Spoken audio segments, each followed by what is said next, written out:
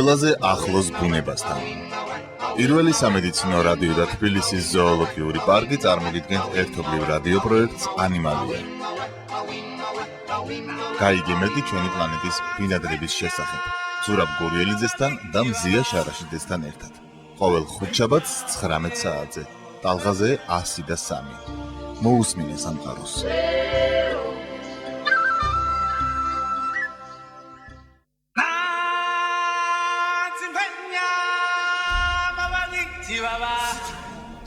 საღამომშვიდობის მოგესალმებით და აი ყავაც ეთერშია გადაცემა ანიმალია რამდენიმე თვიანი პაუზის შემდეგ რადიო მედფმ-მა როგორც ისეთ განაახლა სეზონი ორშაბათს 6 ოქტომბერს და ჩვენც დავბრუნდით ეთერში გადაცემა ანიმალიასთან ერთად მოგესალმებით კიდევ ერთხელ ყველას შეგახსენებთ რომ ეს არის გადაცემა ცხოველთა სამყაროს ზოოპარკის გარემოს ეკოლოგიის შესახებ და გადაცემას უძღვებიან თბილისის ზოოპარკის დირექტორი ბატონი ზურაბ გურიელიძე და თბილისის ზოოპარკის საზოგადოებასთან ურთიერთობის მენეჯერი მზია შარაშიძე მოგესალმებით ძალიან გვეხარია რომ დავბრუნდით ეთერში ცოტა ისეთი რთული ზაფხული გქონდა ალბათ რადიო მსმენელსაც კარგად მოეხსენება მიზეზები თუ რატომ იყო ეს ზაფხული რთული მთელი თბილისისთვის და რა თქმა უნდა განსაკუთრებით ზოოპარკისთვის ასე რომ მივულოცოთ ანიმალიას ეთერში დაბრუნება პირველ რიგში. ნამდვილად სასიხარულოა ჩვენი დაბრუნება პირველ რიგში მოგესალმებით საღამომშვიდობისა და ძალიან სასიხარულოა ისევ ზოოპარკის ინფორმაციის გადმოცემა და ასე შემდეგ რომ გავიგოთ რა ხდება არა ზოოპარკში და არა მარტო ზოოპარკში. დღეს გეგმის მიხედვით გვინდოდა რომ გადაცემა რა თქმა უნდა მოგვემზადებინა იმ მოვლენების შესახებ რომლებიც განვითარდა ივნისის თვეში კერძოდ რა თქმა უნდა სტიქიას გულისხმობ როდესაც ადიდებულმა მდინარევ ერემთლიანად გაანადგურა მდინარის მიმდებარე ტერიტორია და მათ შორის ძალიან დააზიანა ზოოპარკი ალბათ ყველას კარგად მოიხსენება დაწვრილებითი დეტალები ამ ტრაგიკული მოვლენების შესახებ თუმცა გეგმები მცირედ შევცვალეთ და ვრცელი დისკუსია ამ თემაზე გადავდეთ მომავალი ხუთშაბათისთვის, რადგან ამჟამად თბილისში იმყოფება ჩვენთან სტუმარი ბატონი ერიკ ფონფლიტი, რომელიც გახლავთ ძალიან ცნობილი არქიტექტორი. მის მიერ ზოოპარკების არქიტექტორი. ხო, ზოოპარკების არქიტექტორი.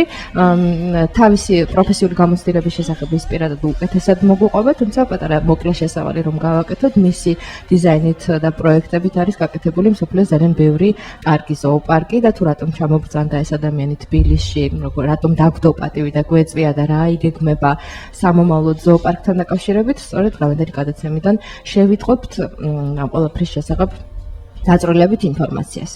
ასე რომ მივესალმებით ბატონ ერიკს, ჩვენთან არის ასევე ხატია ბასილაშვილი, თბილისის ზოოპარკის დირექტორის ასისტენტი, რომელიც დღეს იქნება ჩვენი თარჯიმანი, ასე ვთქვათ და ამ მხრივ დაგვეხმარება.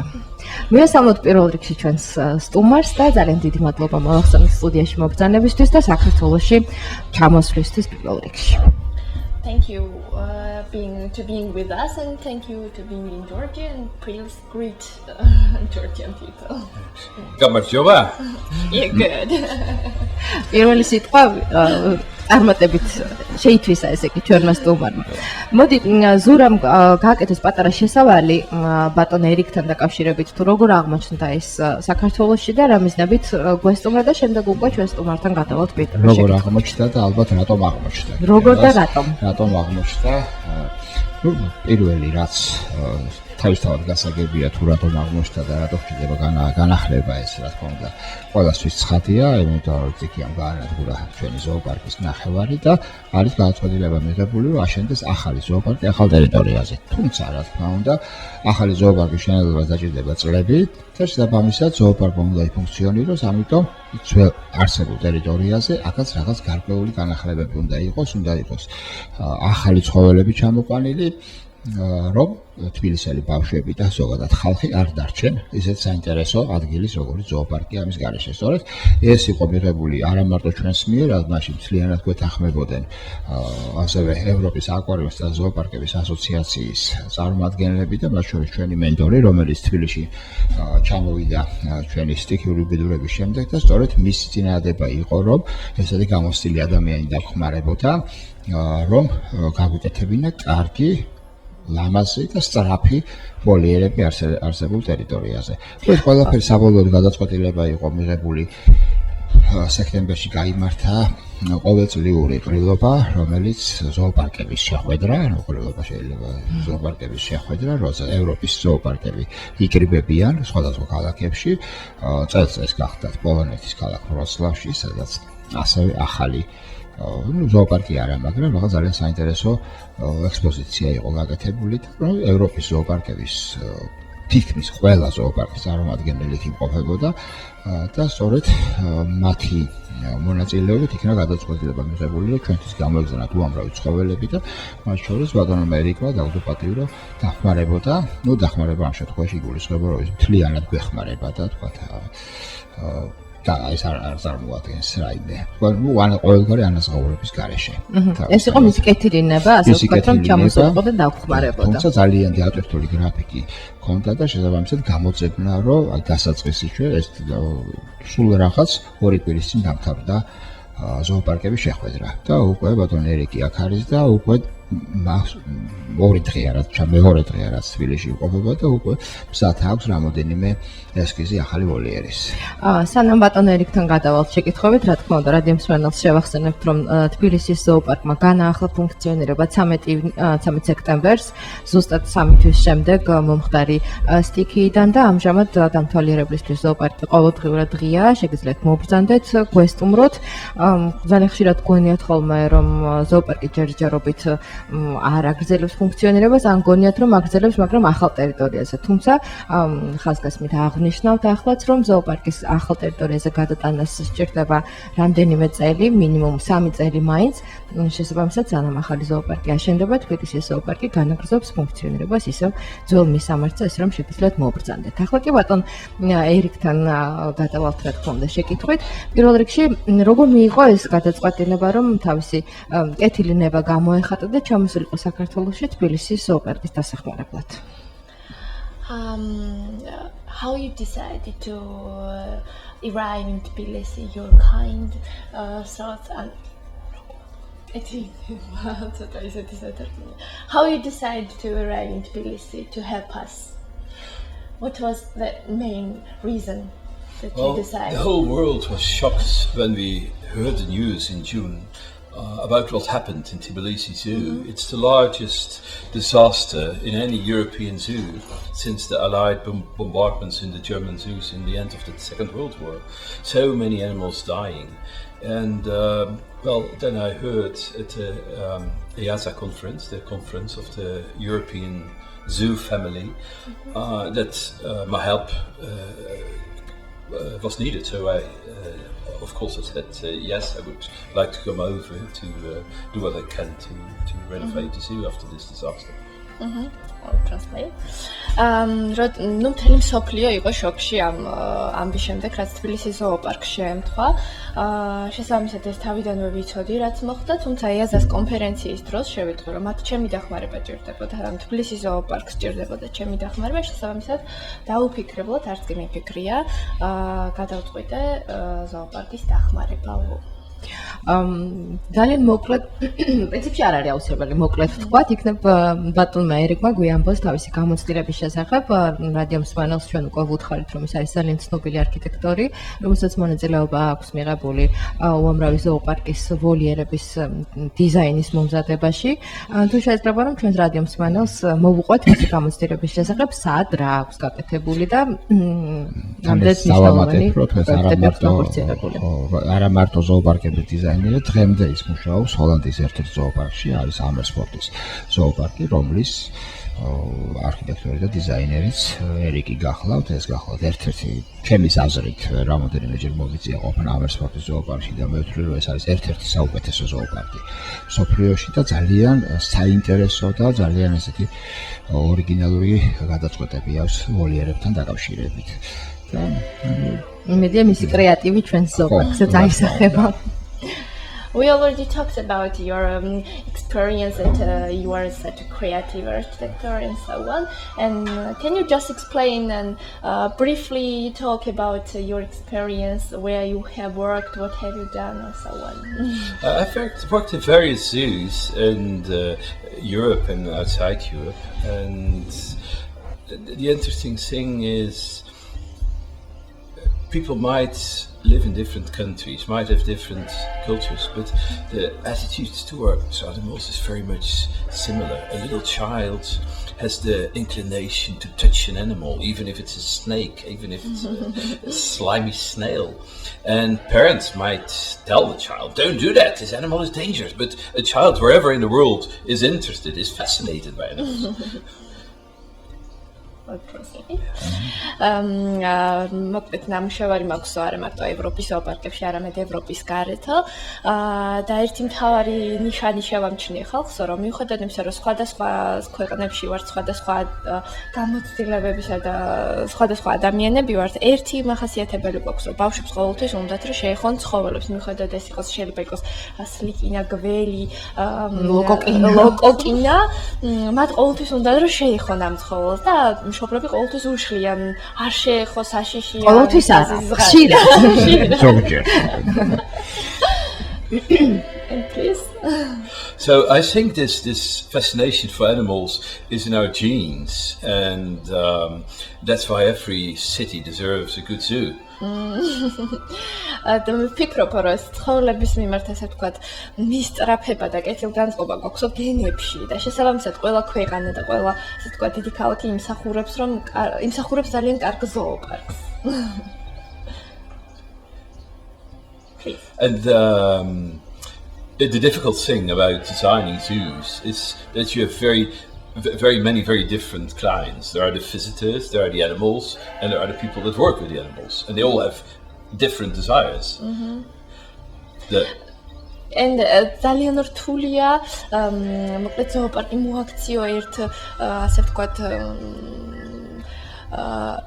ძალიან რთულია ზოოპარკი დაგეგმო, იმიტომ რომ ზოოპარკში მუშაობენ არიან ვიზიტორები, ასე ვთქვათ, დამთვალიერებელი მუშაობენ მომლელები და მათ ყველას განსხვავებული სურვილები აქვთ და სხვანაირად წარმოუდგენიათ ზოოპარკი. Visitors want the animals to have large enclosures, but simultaneously they want that animal right in front of their nose. And for the animals, it's even more difficult. You can't ask 20 baboons, please sit around the table and tell what you want. So knowing a little bit about animal behavior is very important. დამთვალიერებელს ყოველთვის უნდათ რომ ცხოველებს ჰქონდეთ უზარმაზარი ვოლიერებიო, მაგრამ ამავდროულად ყველა ცხოველი უნდა იყოს ვოლიერის წინ, ასე ვთქვათ, გამოჭიმულის, კარგად რომ დაინახონ დამთვალიერებლებმა ცხვირწინა და ცოტა რთულია მაგალითად ანთრებს, ბაბუინებს უთხრა 20 წელს რომ ჩამწკრივდით ასე ცხვირწინა და უყურეთ დამთვალიერებელს. I believe the animals live their entire life in the zoo, so they're the client number one. Visitors go home at 5 o'clock, but nevertheless they deserve a good experience too, and that's no longer walking from cage to cage to see animals, but being immersed in natural experience to see animals like they would do in nature. თავარია ჩვენ ვიფიქროთ რომ ცხოველები არიან პირველი კლიენტები, ასე ვთქვათ, ზოოპარკისა. ვიზიტორები მოდიან დილით და 5 საათზე სახლში მიდიან. შესაბამისად, ჩვენ უნდა უზრუნველყოთ, რომ ვიზიტორებმა ვოლიერიდან ვოლიერამდე ისეთი მანძილი გაიარონ, რომ თავი იგრძნონ ბუნებაში და არა სადღაც ცუდ გარემოშიო. And it's a very interesting experience to be here in Tbilisi Zoo, the zoo with this long historical experience, and a zoo that's used to house so many various species of animals in historic times. And there are still plenty of opportunities to make something very good out of it without tens of millions of euros. და ძალიან სასიამოვნოა და საინტერესოა თბილისის ზოოპარკში ჩემი ყოფნა, იმიტომ რომ ეს არის ზოოპარკი ძალიან დიდი ისტორიით და შესაბამისად დიდი გამოწვევების წინაშეა ის, რომ უნდა დააგეგმოს ისე ვოლიერები, რომ ამისთვის არ დახარჯოს მილიონობით ევრო. ნუ გავუსწრებთ მოვლენებს წინ, ან სამომავლო გეგმებზე ცოტა მოგვიანებით ვისაუბროთ. პირველ რიგში ჩვენს რადიო მსმენელს გავაცნოთ უფრო კარგად ჩვენი სტუმარი, რომელ ზოოპარკებში აქვს მას ნამუშევარი. და თუ არის რაღაც განსაკუთრებული ასე ვთქვათ ვოლიერები, რომლებზე მუშაობას ყველაზე მეტად მოეწონა, ან რითია გამორჩეული მისთვის ესეთ ვოლიერი. Please let's talk about yourself, where you have worked, and do you have some lovely enclosures that you have done? Well, it was very difficult in the beginning, 20 years ago, when I started to actually find work as a zoo designer. Most zoo directors told me, we don't need a zoo designer, we can do it ourselves, or we hire an architect. So I was very happy to have my first job at the safari park in the Netherlands. And well, since I had a portfolio of pictures, it became easier to find work in other zoos. პირველად ძალიან რთული იყო ზოოპარკში არქიტექტორად მუშაობის დაწყება, იმიტომ რომ 20 წლის წინ, როდესაც მიდიოდა ზოოპარკში ასე ვთქვათ სამუშაოდ, დირექტორები ყოველთვის ეუბნებოდნენ, რომ ჩვენ რა გვინდა არქიტექტორი, ჩვენთაც ჩვენივრად გავაკეთებთო. თუმცა ჩემი პირველი გამოცდილება იყო ნიდერლანდების ზოოპარკში და აქედან დაიწყო მისი კარიერა. საფარი პარკი, ესეთი ერთ-ერთი ზოოპარკი არის ნიდერლანდებში მრავალ ზოოპარკთაგანი. საფარი პარკში იყო მისი პირველი სამსახური, ასე ვთქვათ. And now I'm very happy to be in Tbilisi. The past years, some very interesting exhibits arose in the zoo under the management of the new directors, and I'm very happy to do my contribution to it. Yeah. და მიუხედავად ამისა, მაინც აგრძელებს თბილისის ზოოპარკზე საუბარს, როგორი ბედნიერი არის, რომ ჩვენთან იმყოფება და ბოლო წლებში როგორ შეიცვალა ზოოპარკის, ასე ვთქვათ, რამდენი კარგი ვოლიერი გავაკეთეთ და ასე შემდეგ. And please, can you just talk about your experience in different zoos? I said that do you have some lovely enclosures? Oh yes, that was the other question. იმდენ საუბრობთ, რომ თავარი თემიდან გადახვევა გამოგდის ხოლმე, მაგრამ ძალიან დიდი ბოდიში ჩვენ სტუმართან ახლა ჩვენ სარეკლამო ჭრა გვაქვს და აი ამ კონკრეტულ ვოილიერებზე რეკლამის შემდეგ გავაგრძელებთ საუბარს და ეთერში რამდენიმე წუთში დაბრუნდებით. We will be on air.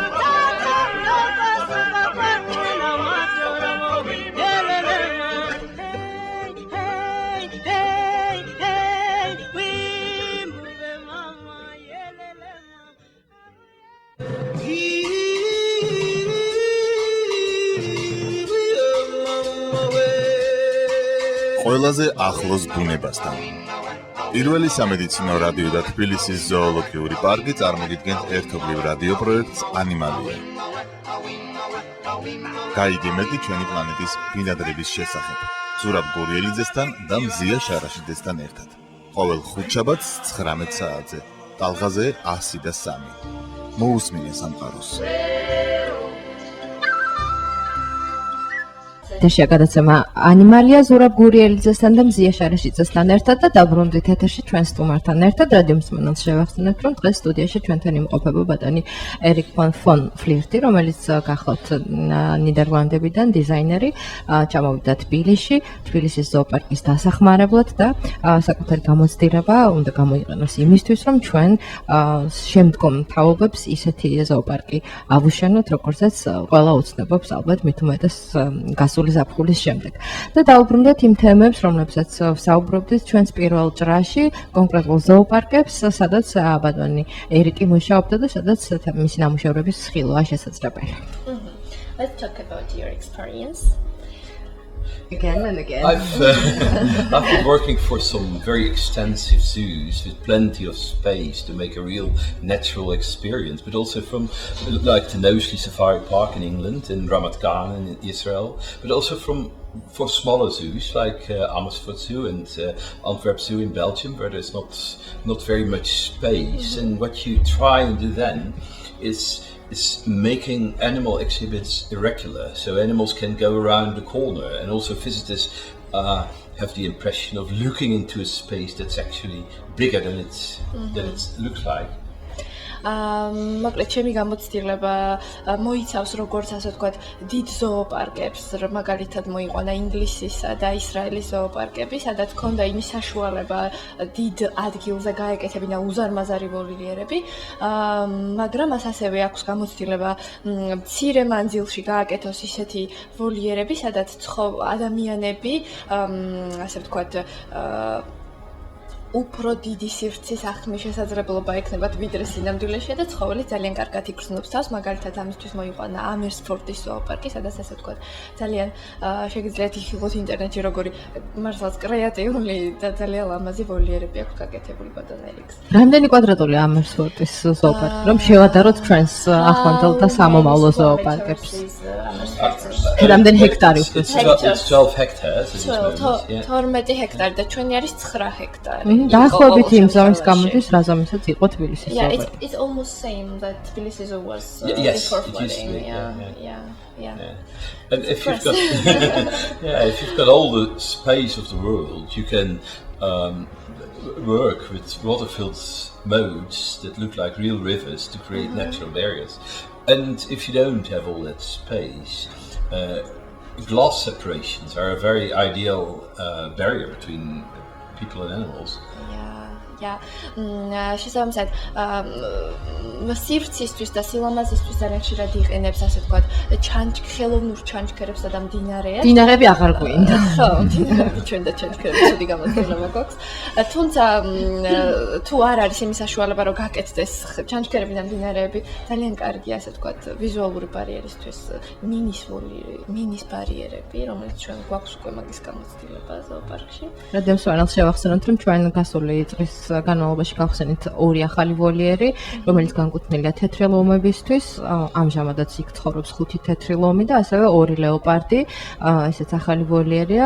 ვოლიერებს 3 ვოლიერი. 3 ვოლიერი, უბრალოდ 2 უკვე დასახლებულია, ასე ვთქვათ, ჩვენი მტაცებლებით და იქ სწორედ არის ასეთი მინის ბარიერი დამთვალიერებელს და ცხოველს შორის. ძალიან სასაცილო შემთხვევებია ხოლმე, ზუსტად გუშინ ვიღებდი ფოტოებს თეთრი ლომების ვოლიერთან და შუშას მიუახლოვდა ოჯახი, დედა, მამა და ბავშვი და ჩვენი მთავარი ესეთი თეთრი ლომი სემუელი შუშასთან იყო მოსული და იქიდან უყურებდა დამთვალიერებებს და უცბად რაღაცაზე გაბრაზდა და გამოექანა შუშისკენ და ხალხს საოცრად ისეთ რეაქცია აქვს ხოლმე, რა თქმა უნდა, მოულოდნელია მისი ღრიალი და უცბად გონია, რომ შუშის მიღმა შეძლებს გამოსვლას და ეს აშინებს ხოლმე მოკლედ დამთვალიერებებს შუშის მიღმიდან ჩვენი სემუელი. ხალხი ხშირად ცდება ხოლმე შუშასთან დაკავშირებით, თუმცა ცხოველები არასოდეს. ძალიან კარგად იციან, რომ მათ შორის ბარიერია. ძალიან საინტერესო ფაქტია და არასოდეს ისე ახლოს არ მოდიან, რომ ან შეეჯახონ შუშას, ან რამე. ეს არის ბრონირებული შუშა, რომლის გატეხვაც შეუძლებელია იმ შემთხვევაშიც კი დაუშვათ თუ კი ლომი შეტევაზე გადმოვა, ასე რომ სრულად უსაფრთხოა დამთვალიერებლებისთვის ამგვარი ტიპის ვოლიერები. განვაგრძელოთ ცოტა. Please, let's continue our talking that we just explained to our radio. When we first opened an exhibit with glass for the tigers in Amersfoort, they didn't know glass, and we were looking at how they would react. And then they saw us looking at them, and then the male tiger took a big leap forward with the intention to attack us, and then he felt the glass, and then he very elegantly took a turn in his leap, and then he turned and peed against the glass to fight us off. But yes. დაახლოებით იგივე ისტორია მოყარაც ახლა მზია, როდესაც ზამარსფორტში პირველად გახსნეს მინის ვოლიერი, ასე ვთქვათ, ვეფხვების და როგორ შეეჯახა ეს ვეფხვი პირველად ამ მინის ბარიერს, როდესაც წარმოდგენა არ ქონდა რა იყო ეს. გამოსვლა. დაახლოებით იგივე ისტორია, რაც ჩვენ სემუელის შემთხვევაში, მაგრამ სემუელი ჩვენთან არ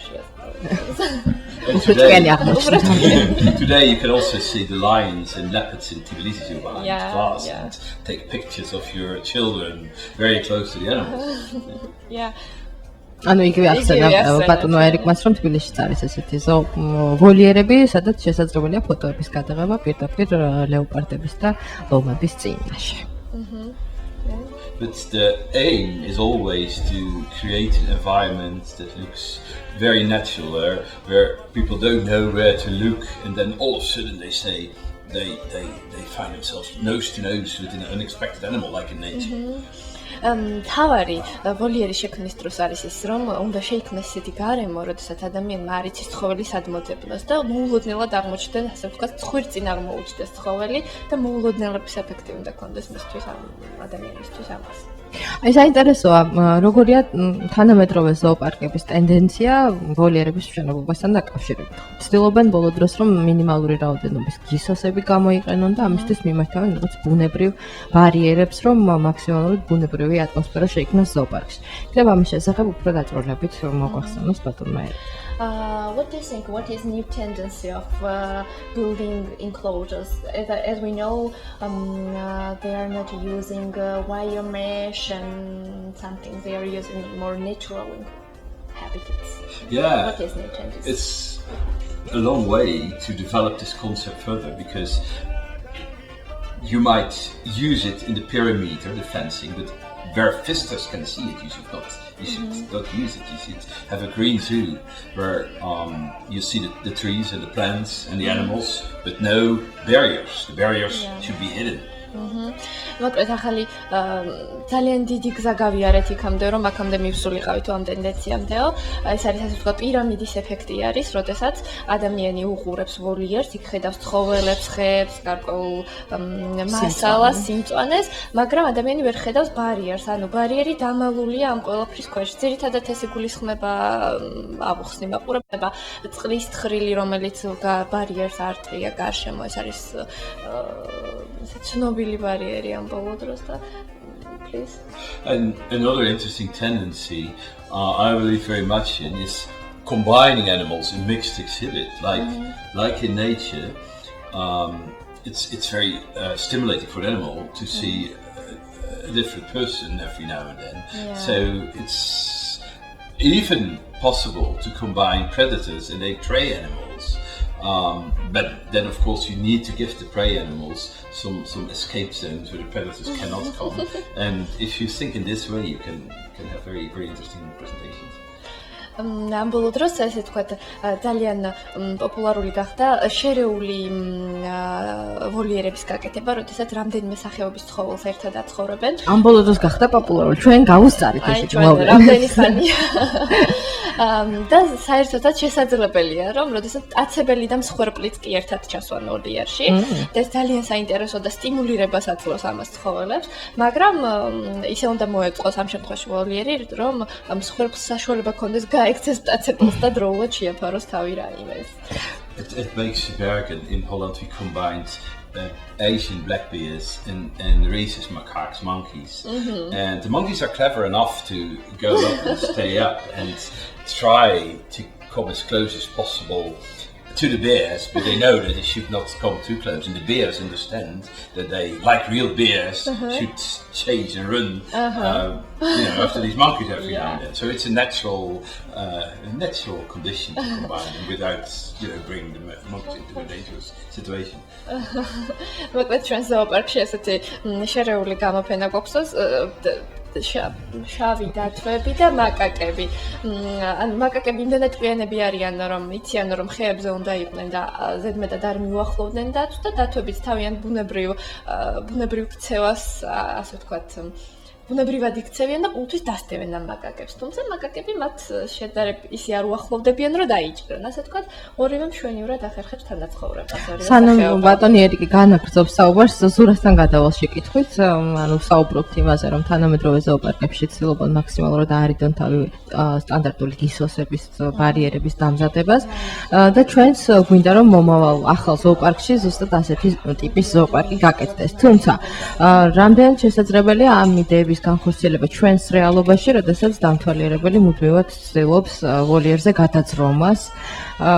აი ამ შემთხვევაში ჩვენთან როგორ მოვიქცევით? ჩვენთან კი განსაკუთრებული შემთხვევა არის, რადგანაც აქ ორი რა გვაქვს გასათვალისწინებელი, ერთი რომ ცხოველი არ გადმოვიდეს დამთვალიერებლებში, რომელიც გაცილებით უფრო მარტივია და მეორე რთული, რომ დამთვალიერებელი არ გადავიდეს ცხოველებთან, რაც სამწუხაროდ საკმაოდ ხშირად არის ხოლმე ამის მცდელობა ჩვენთან. ნუ შესაბამისად, რაც ერთია, რასაც ლაპარაკობდა ერიკი, რომ უნდა იყოს ეს ბარიერები დამალული ყველაფერი, ასევე სამწუხაროდ ადამიანების მხრიდან ასეთივე დამალული ბარიერები არ გამოდის.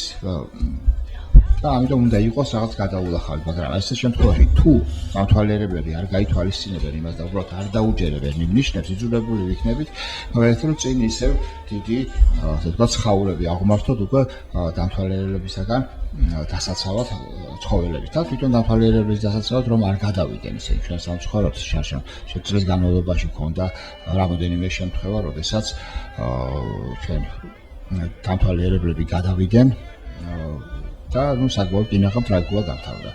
ძალიან ხშირია შემთხვევები, როდესაც მაგალითად თვითონ მშობლები ბავშვებს გადასვამენ ხოლმე ვოლიერს მიღვა, რომ უფრო ადვილად გადაიღონ ცხოველთან სურათი, თუმცა ავიწყდებათ ის, რომ ეს ყველაფერი შეიძლება სახიფათო აღმოჩნდეს სიცოცხლისთვის და განმართველობისთვის. ამიტომ ალბათ უფრო გასამკაცრებელი იქნება წესები და გასამკაცრებელი იქნება და ალბათ თვითონაც ადამიანის რას უნდა გამკაცრდეს წესები ყოველთვის აღმოჩნდება ადამიანი, რომელიც ამას დააარქვას. თუ ეს გავითვალისწინოთ ყველაფერი მაშინ ისევ ჩვენ ხალხ გვექნება ისევ ისეთივე თქვა უსახური გისოსებიანი ზოოპარკი, რომელსაც ერთადერთი არ ვიცი რა ფუნქცია იქნება, ან თქვა შეიძლება ან როგორ უნდა სხვანაირად მოხდეს ამის დასვას და თუ წარმოსადგენია შეუძლებელია თითო ვოლიერთან დაცვის თითო ადამიანის გაჩერება, ეს უბრალოდ აბსოლუტურად წარმოუდგენელი იქნება. ამიტომ ალბათ პირველ რიგში ადამიანებმა უნდა გაიაზრონ ის, რომ ამის იქით არის ეს ცხოველი პოტენციურად სახიფათოა და თქვა თუ იქნება წრიანი თხრილით აფსაცული ეს ცხოველი შესაძლებელია თქვა ჩავარდეთ წყალში, ან უამრავი ბევრი სხვადასხვა რაღაცები იქნება ასე რომ რაც ეს პრობლემა გვაქვს, ალბათ ერთ-ერთი ძირითადი სამუშაო ჩვენი მართულებით იქნება სწორედ როგორ შევნებოთ ისე რომ ადამიანებმა არ შეძლონ ასე რომ შეჭრა ცხოველებთან, თორემ ეს პირველი ნაწილი ცხოველები რო გადმოვიდნენ ჩვენთან სამყაროში, გაცილებით უფრო ასე ვთქვათ გამლილი ეტაპია და უფრო ადვილი გასაკეთებელია. ასევე კიდევ ერთი პრობლემა არის ის, რომ დავუშვათ უცხოეთის ზოოპარკებში ძალიან პოპულარულია, როდესაც ცხოველები თავისუფლად არიან გაშვებული ზოოპარკის ტერიტორიაზე გადაადგილდებიან სხვადასხვა სახეობის მაიმუნები, თუმცა ჩვენ პირობებში ალბათ ამის გაკეთებას ხო ის იგივე სიტუაცია გამომდინარე იმის გამო, არა იმის გამო, რომ თქვა ჩვენ ცხოველები განსაკუთრებულები არიან და ისინი ერჩიან, არამედ იმის გამო, რომ უბრალოდ ადამიანი ერჩის ესეთ ცხოველს, სილოს რომ დაიჭიროს, იყო შემთხვევა, როდესაც ფარშევანგებს კუდებს აცლიდნენ პირდაპირ. ვოლიერი და წარმოიდგინეთ გარეთ რო ყოფილიყო ის ფარშევანგები გასული, არა მარტო კუდებს დააცლიდნენ ალბათ და ეს ყველაფერი რა თქმა უნდა გასათვალისწინებელი გვაქვს. თუმცა ისიც უნდა ითქვას, რომ რაც უფრო დრო გადიოდა ხუთი განმავლობაში ესეთი ფაქტები ნელ-ნელა მცირდებოდა. ჩვენთან რასაც ჩვენ მოვკვირდებით სპეციალური კვლევა მიმართულებით არ ჩაგვიტარებია, მაგრამ საკმაოდ ადვილი შესაძლებლობა იყო. ამიტომ იმედი გვაქვს, რომ როდესაც თქვათ ესეთი ბარიერები იქნება და ესეთი ბარიერები უნდა იყოს, მიუხედავად ასე თქვათ ჩემი წინა ასე თქვათ მოსაზრებისა, რომ რაღაც გარკვეული ცხოველებით უნდა დავიცვათ ცხოველები ადამიანებისაგან, ამიტომ უნდა იყოს თავისუფალი ბარიერები და შესაბამისად ალბათ ადამიანების გაფრთხილდებიან დამთვალიერებლები, რომ არ გადავიდნენ იქითკენ. და ძალიან მალე გადის ჩვენი გადაცემის დრო, ისევ სარეკლამო ტრას მივადებით და ისევ გავბრუნდებით პირდაპირ ეთერში რამდენიმე წუთში.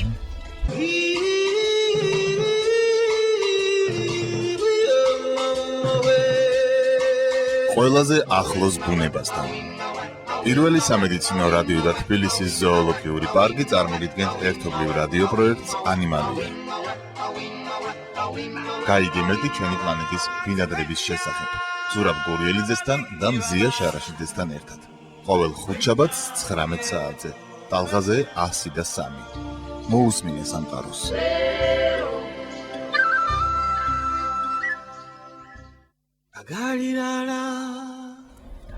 დაბრუნდით პირდაპირ ეთერში გადაცემა ანიმალია ზურაბ გურიელიძესთან და მზია შარაშიძესთან ერთად. დღეს დავუბრუნდით ჩვენს რადიო ეთერს და პირდებით რომ მომავალ ხუთშაბათს და იმის მომავალ და კიდევ მომავალ ხუთშაბათს ასევე განვაგრძობთ იმ რადიო მსმენელისთვის საინტერესო თემების მომზადებას, რომლებიც დაინტერესებულნი არიან ცხოველთა სამყაროთი და ზოოპარკით უფრო კონკრეტულად.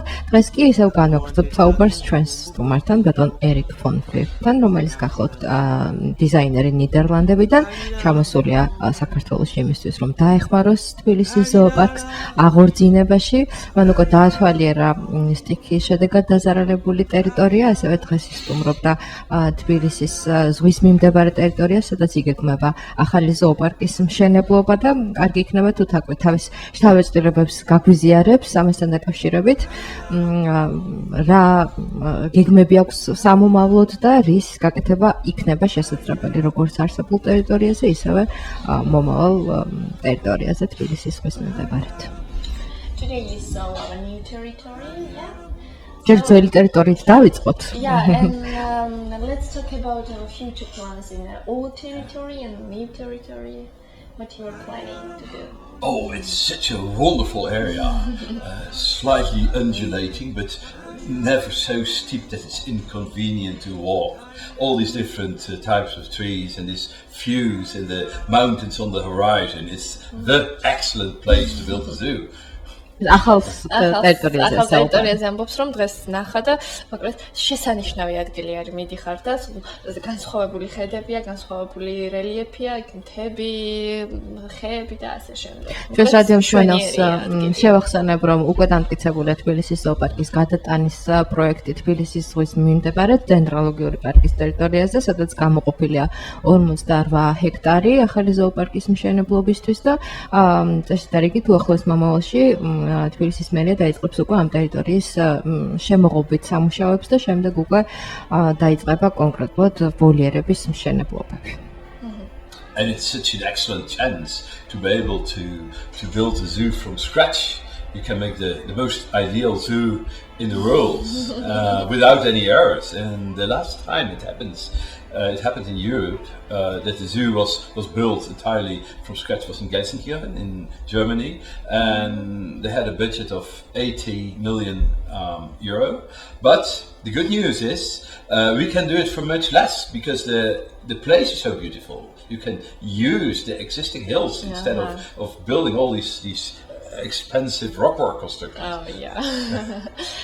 მოკლედ ასეთი შესანიშნავი შესაძლებლობა გაქვთ იმის რომ ზოოპარკი საწყისიდან თლიანად უნდა აშენდეს.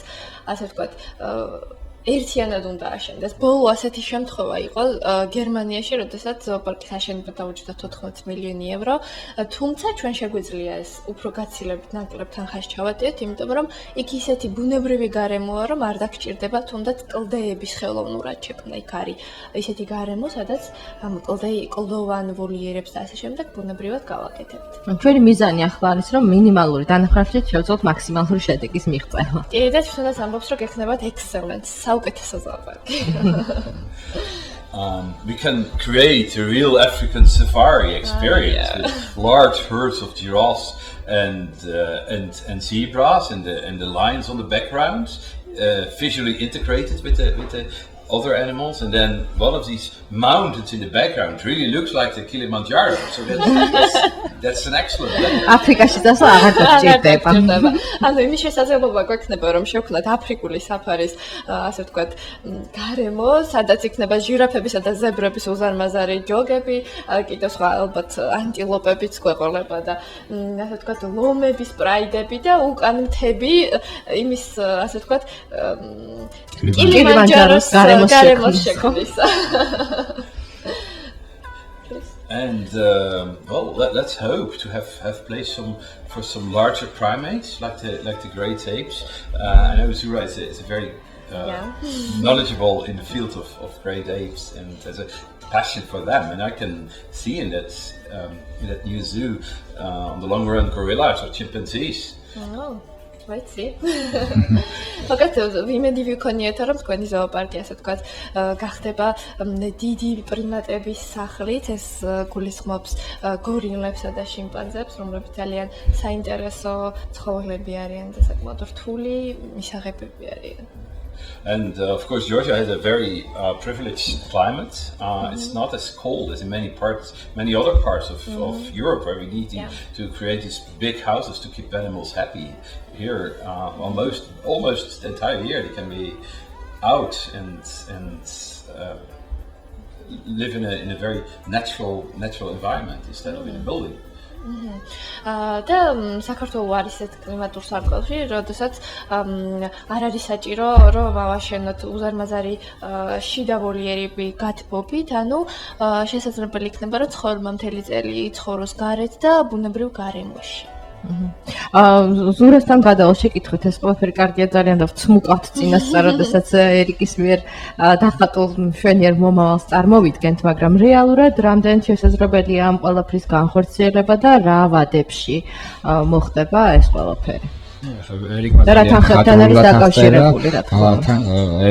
მხატვრულად ახსენე. ცოტა დავმიწდეთ ახლა ჩვენ. ხო, არა, აუცილებლად დავმიწდეთ, მაგრამ ძალიანაც დამიწევაც არ აღებს. ჯობია რომ რაღაცა გარკვეული ნაბიჯებიც საშუქო კონდეს ჯერ კიდევ. იმიტომ მით უმეტეს რომ აბსოლუტურად რეალურია ამის განხორციელება, რასაც ერიკი ლაპარაკობდა, აქ არის ლაპარაკი რომ ეს ყველაფერი შესაძლებელია განხორციელდეს. საკმაოდ იაფად საკმაოდ დაბალ ფასებში, რადგანაც სწორედ რელიეფი და ადგილმდებარეობა ამის საშუალებას იძლევა. მაგალითად, ერთ-ერთი ყველაზე უფრო ძვირადღირებული გახლავთ ხოლმე სწორედ ხელოვნური კლდები და ხელოვნური მთების აშენება, რომლის საჭიროებაც აქ არ არის. აქ ბუნებრივად არსებობს და ეს ბუნებრივად უნდა იყოს გამოყენებული. ეს აი მნიშვნელოვნად ცვლის ეს არა ვთქვათ ორჯერ ან სამჯერ, არამედ გაცილებით უფრო მეტად დაბლაწევს თითეული ვოლიერის ღირებულებას. აქედან გამომდინარე, ვთქვათ, თუ იქნება შესაბამისად კარგი ვოლიერი და როგორც ვთქვათ, ადგილობრივი კლიმატი ამის საშუალებას იძლევა, რომ ცხოველები იყვნენ დიდი ხნის განმავლობაში გარეთ, ამიტომ შესაბამისად ეს ცხოველებიც იქნება მიღებული. თუმცა, რა თქმა უნდა, ცხოველების მიღება ეს საკმაოდ რთულია, რადგანაც ეს შეუძლებელი რაოდენობით არ არიან, მაგრამ თუ გავითვალისწინებთ იმას, თუ როგორი ყურადღება არის ჩვენს მიმართ და ასე დაპირებულებიც არიან, რომ ახალი ზოოპარკის ცხოველების შევსებაშიც დაგვეხმარებიან, ისევე როგორც დღეისათვის გვეხმარებიან არსებული ზოოპარკის გამდიდრებაში სახეობებით. ვადებს რაც შეეხება ახალი ზოოპარკის მშენებლობას. ახალი ზოოპარკის მშენებლობა ალბათ დაიწყება წელსვე, რადგანაც უკვე მიღებული გვაქვს ჯერჯერობით არ არის ვთქვათ გაფორმებული ოფიციალურად, მაგრამ ყოველ შემთხვევაში წინაპირობა გვაქვს ამასთან დაკავშირებით, რომ მიღებული არის გრანტი გერმანიის ფონდიდან, GIZ-დან. შესაბამისად დაიწყება რამოდენიმე ვოლიერის მშენებლობა უკვე წელს. ეს იქნება კავკასიური სახეობები და ის სახეობები, რომლებიც მნიშვნელოვანია და იმ მათ ადგილს ალბათ დაიკავებენ დროებით უკვე სხვა ცხოველები და ასე შემდეგ. ან ზოოპარკის მშენებლობა დაიწყება ეტაპობრივად და რაღაც ნაწილი ცხოველების გადავა ახალ აშენებულ ვოლიერებში და იქნება და რაღაც პერიოდის განმავლობაში როგორც ჩანს ორი ზოოპარკი გვექნება. აჰა. დასაწყისისათვის ალბათ იქნება კავკასიისა და დანარჩენი მსოფლიოს ზოოპარკები, ესე რადგანაც ალბათ კავკასიის ფაუნის ვოლიერების მშენებლობით ვიწყებთ იქაურობას.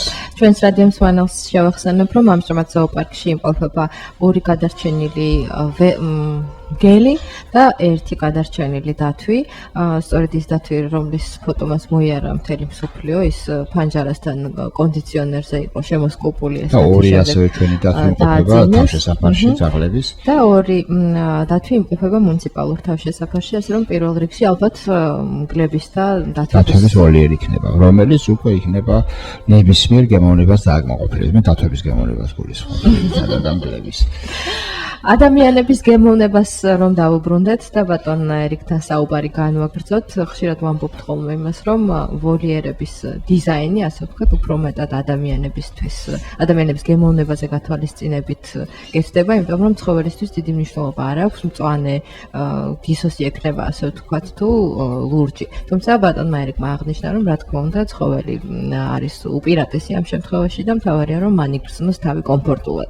დღეს თუმცა ერთ დავამატებ, რომ ასევე ძალიან დიდი მნიშვნელობა შეიძლება ვთქვათ ამ ბარიერების დიზაინს, მას არ აქვს ცხოველის მნიშვნელობა, თუმცა თვითონ ტერიტორიის დიზაინს იქ, სად რა იქნება განლაგებული, ძალიან დიდი მნიშვნელობა აქვს ცხოველისათვის. მას უნდა კონდეს უამრავი შესაძლებლობა, მას უნდა შეძლოს დაიმალოს ისე, რომ ვთქვათ, ვერავინ ვერ დაინახოს, განმარტოება ყველა სჭირდება. თავი შეაფაროს ყუდრო ადგილებს და უამრავი რაღაცები არის, რაც გასათვალისწინებელია. ასე რომ ორივეს გემოვნება აქვს ახლა გასათვალისწინებელი ადამიანებისაც და ცხოველებისაც. დღეს ჩვენი სტუმარი დიზაინერი უკვე სკეჩების, ესკიზების შექმნით იყო დაკავებული, რას ქმნიდა დავინტერესდეთ და ჩვენს რადიო მსმენელსაც გავუზიაროთ, რითია დაკავებული უკვე მეორე დღეა ბატონი ერიკი თბილისში. As we know, you made some sketches today, yeah, and we are interested about it, what you have done and what you are doing to do in exciting territory. I don't know if I am allowed to tell about it, but what we're thinking about is to use the upper part of the zoo and also the lower part. We had a long discussion about the lower part because we don't want, another flooding sacrificing more animals. So the first idea was not using the lower part of the zoo anymore, but if you create exhibits of animals that go up from the lower part up to the upper part, then animals always have a refuge on the upper part and have normally have a very large area also extending down to the lower part.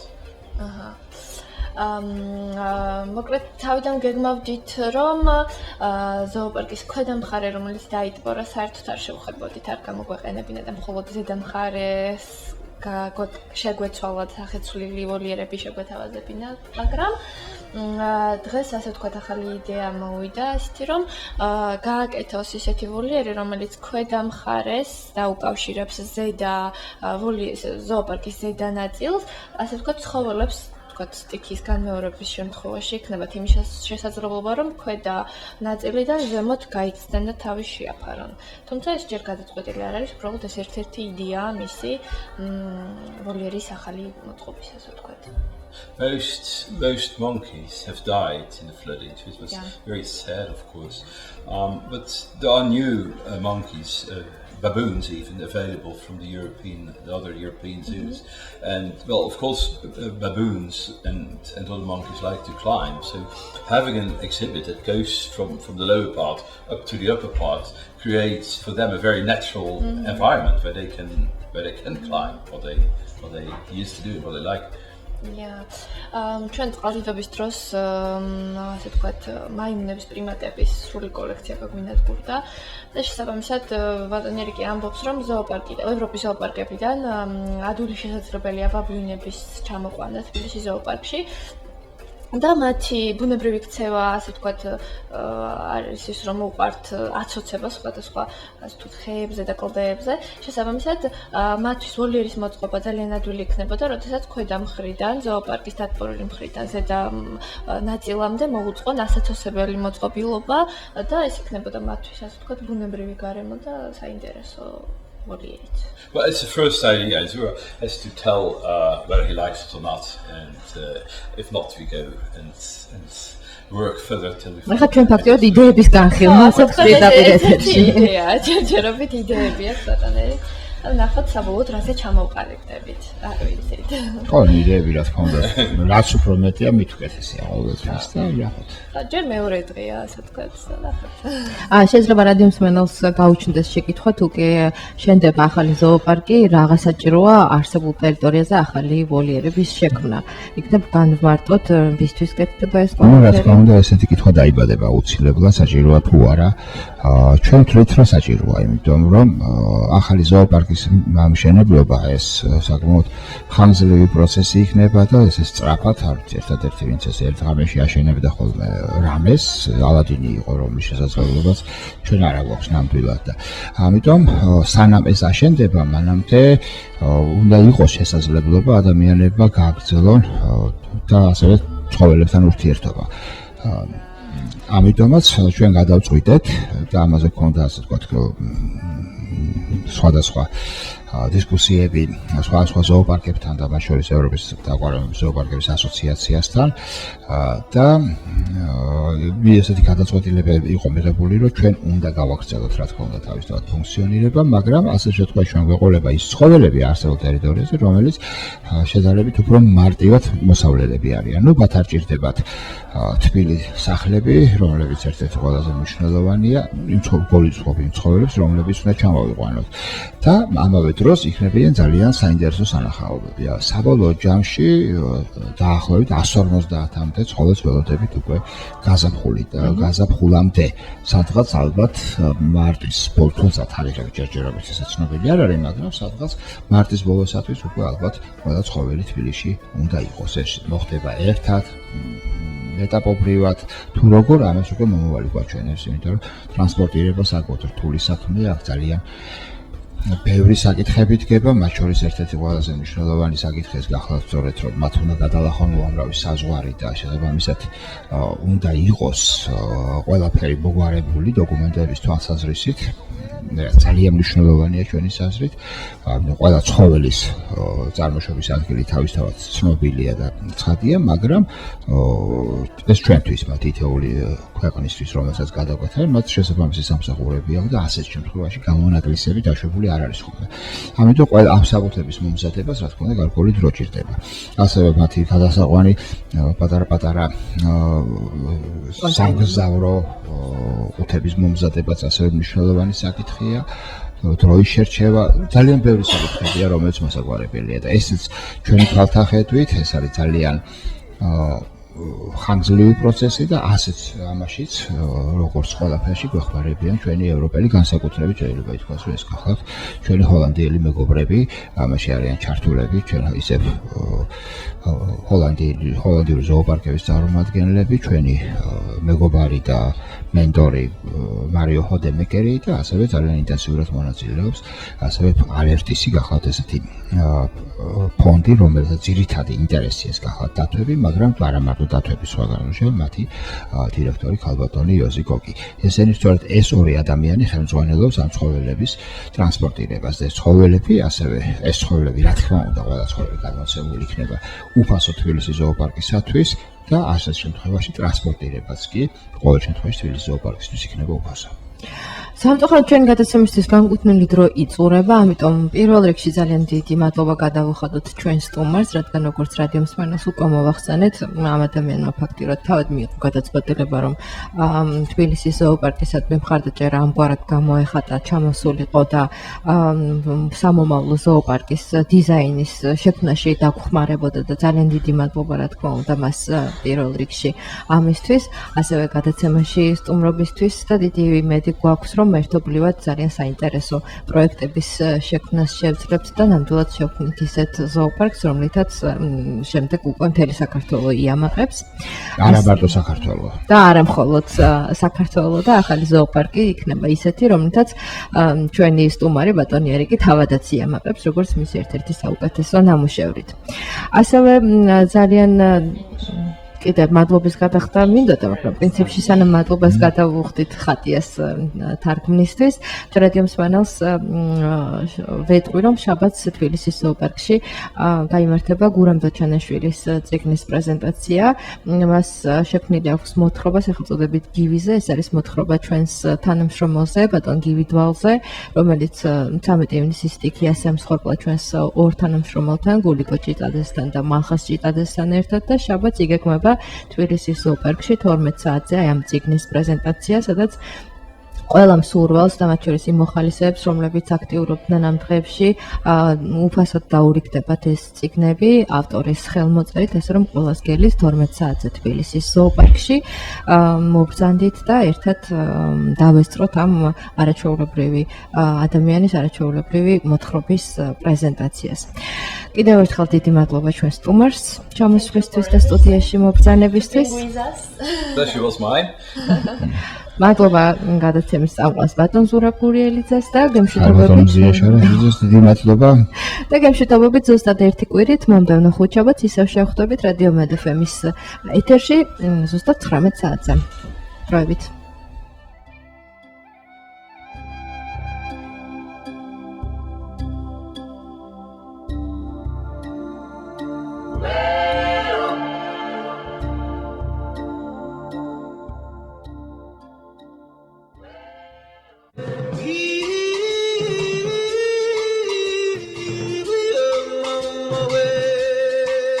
ყველაზე ახლოს ბუნებასთან.